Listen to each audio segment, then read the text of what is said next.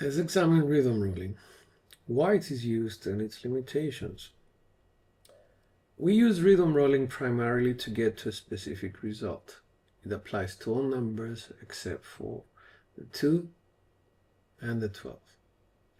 Rhythm rolling is successful while using any of the 3 dice families, as long as you remain within the same dice family and stick either to implosion-friendly sets when using V sets and cross sixes exclusively, or explosion-friendly sets exclusively. For hardway sets and kissing sets, there is no, cousinship, therefore not relevant as a rule. Rhythm rolling makes 2 assumptions. Now, if I'm throwing a 4-2-4-2 set and I don't 7 out, then changing the set to 5-4-5-4 set would be equally beneficial in avoiding the 7. It would just produce a different result. And the second assumption is that I'm keeping my dice at a consistent behavior. The part about consistency. We're going to use simple examples so that you can follow. If I set my dice to a 4-2-4-2 set because I want to get a result of 4-2-6 and throw the dice, the result is a 2-3-5, let's say. Then what do? I set my dice to a 2-3-2-3 set. If my dice behave consistently, then the result expected would be a 3-5-8. So I set my dice to a 3-5-3-5 set. The result would be a 5-4-9. So I set my dice to a 5-4-5-4 dice set, and the result is 4-2-6, the desired result. Although this is a far-fetched assumption, it forms the basis of rhythm rolling to get a specific result. In the case where I need a 4-2-6 result and I start with a 4-2-4-2 set, we may get an off-axis result, say a 4-1-5. The principle of rhythm rolling still applies. We set your dice with to the 4-1-4-1. The result is 4-5-9. We set the dice to 4-5-4-5, we get a 4-6-10, and we set the dice to 4-6-4-6, and the result is a 4-2-6, desired result. Set the dice to a 4-2-4-2. You want a 4-2-6 result. Assuming that the result is a 6-5 yo, set the dice to 6-5-6-5, and the result is a 4-2-6. That's the desired result. That's the assumption that dice will behave consistently from one throw to the other. Rhythm rolling, how it works and when to use it. As you can see from above, we take a result and we form a set out of it. The reason why rhythm rolling works is because of the beautiful, simple symmetry hidden within the dice, placement of the numbers on each face. This is what makes it possible to get a specific result, apart of course from the 12 and the 2.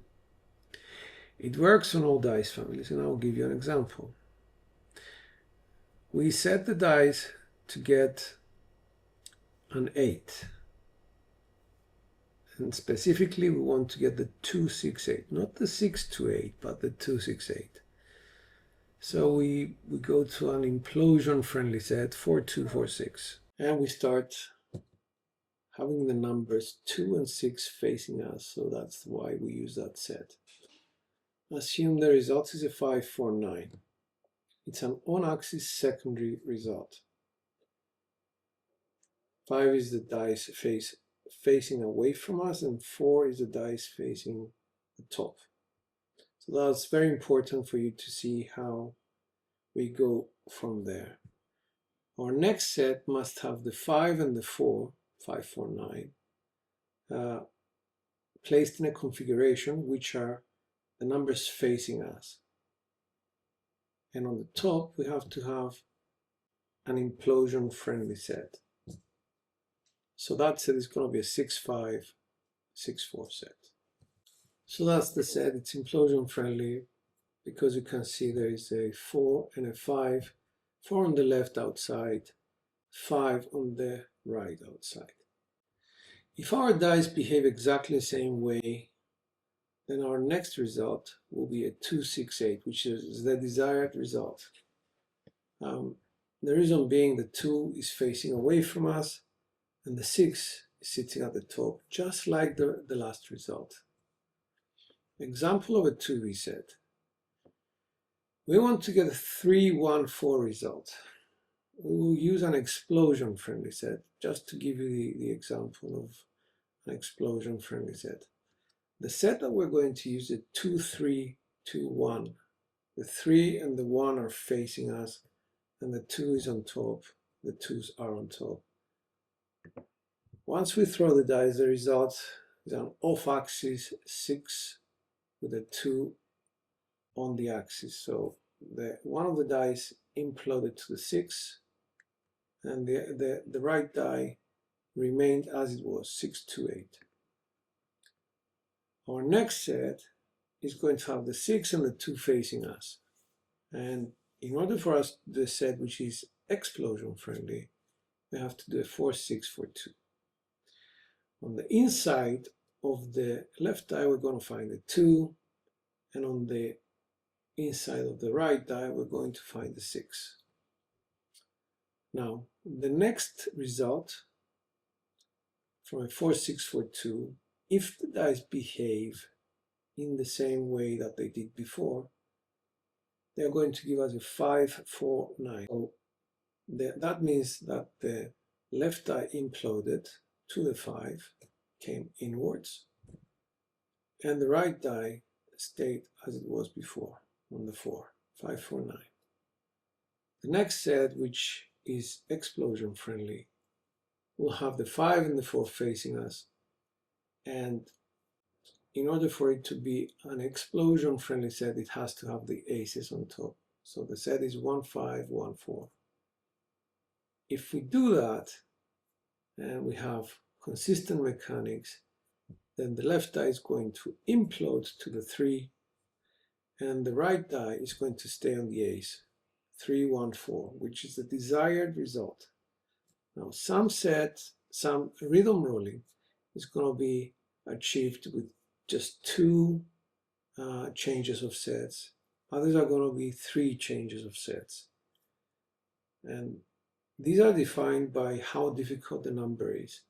So the less ways you have to get to a number, the more difficult it will become. So the 6s and 8s must be more easy, 5s and 9 more difficult, 4s and 10s more difficult, 3 craps and Yo 11 more difficult. Let's give a cross 6s example. We would like to hit a 5, say a 2, 3, 5. We're going to use implosion friendly cross 6s, 6, 2, 6, 3. Let's throw the dice. Let's say the result is a 2, 4, 6. 2, 4, 6 is on axis, but it's a double pitch of the right die. Our next set is going to be a 1, 2, 1, 4 set. And because the dice remained on axis, if the dice remain on axis, then you should get back to your desired result within 1 throw. And indeed, if you use a 1, 2, 1, 4, which is the correct implosion friendly with the 2 and the 4 facing you, the dice double pitch and you get the 2, 3, 5 desired result. So both dies are on axis, but double pitch occur on the right die as well. And that's the cross sixes example. Let's go to the kissing sets. We need to get a result of yo. Just giving you random, desired results. We set our dice to 6, 5, 5, 6. It's a kissing 3 set. Let's assume that the result was a 4, 2, 6. The 4 was implosion of the left die, and the 2 is bottom right die. We set our dice to the next set, which is going to be a 4, 2 from the result, 4, 2, and then a 2, 4 kissing set. If the dice behave consistently, the result will be implode left to 6 and bottom right to the 5, 6, 5 yo. So that's the desired result, and that's how you get to it. It sounds like magic, but the idea of rhythm rolling is based on the fact that the dice do contain this amazing symmetry that is very hidden, and you have to really look at the dice to actually understand what's going on. Let's talk about when do you use rhythm rolling.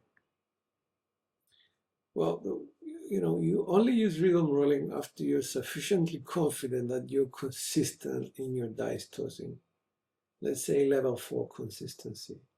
Because if you do that from, let's say, level 1, then it will not work for you.